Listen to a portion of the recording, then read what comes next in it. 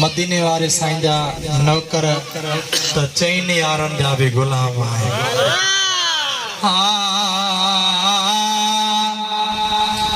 रखो चाहो तो चईन यारन सा कर प्यार नबी जे प्यारन सा।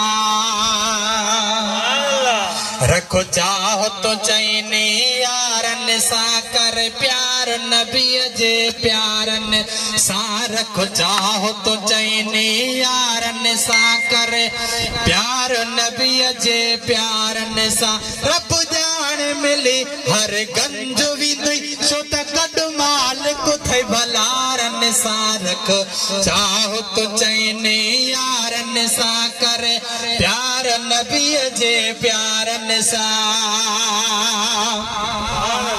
खया चूंड हबीब खुशी मखिली अबू बकर उमर उस्मान अली। खया चूंड हबीब खुशी मखिली अबू बकर उमर उस्मान अली। ये लगंदो हो हर महफिल में, ये लगंदो हो हर महफिल में जण चंद्र थो चमके सितारन सा। रखो चाहो तो चईन यारन सा कर प्यार नबी जे प्यारन सा। फेरिया जहे हो ईमाना दो होयो सोहणे नबी जे लय मांदो। फेरिया जहे हो ईमाना दो होयो सोहणे नबी जे लय मांदो। अबू बकर होयो थी सिद्दीक वयो, अबू बकर होयो थी सिद्दीक वयो सचो साफ रहो सच वारन सा। रखो चाहो तो चईन यारन सा कर प्यार नबी जे प्यारन सा। इब्लीस ॾिसी जंहिंखे टहंदो हो पयो थिड़ंदो मरंदो किरंदो हो। इब्लीस ॾिसी जंहिंखे टहंदो हो पयो थिड़ंदो मरंदो किरंदो हो। बस सोने उमर ते पवेसि नज़र,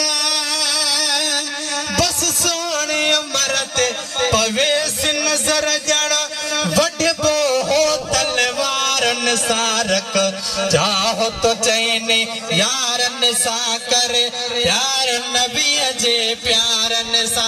रब जान मिली हर गंज विदई सो त गड माल कुथे भलारन सा।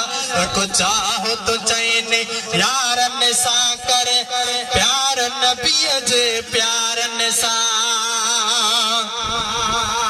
सखादारन में सखी जान होयो नबी पाक मथा मस्तान होयो। सखादारन में सखी जान होयो नबी पाक मथा मस्तान होयो। उस्मान गनी आ जह जो इस्मो, उस्मान गनी आ जह जो इस्मो कठे कुरान के टीह पारन सा। रखो चाहो तो चईन यारन सा कर प्यार नबी जे प्यारन सा। खुद मालिक जो आशेर चवा हिन खान वधीक दिलेर चवा।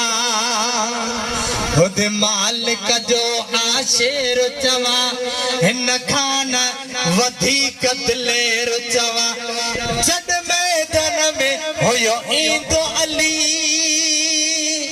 जड मैदान में होयो ईंदो अली कंदलुण दो हो त इशारन सा।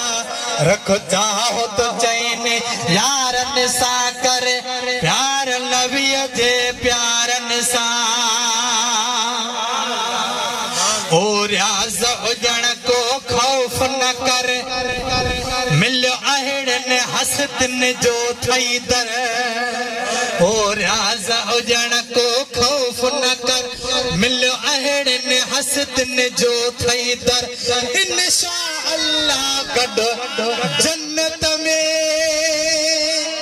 इंशाअल्लाह गॾु गॾु जन्नत में पण हूंद कठे हो बुदारन सां रखो चाहो तो चैनी यारन सां कर प्यार नबीअ जे प्यारन सां रब जान मिली हर गंज विंदी सो त गॾु मालिक थई बलारन सां रखो चाहो तो चैनी यारन सां कर प्यार नबीअ जे प्यारन सां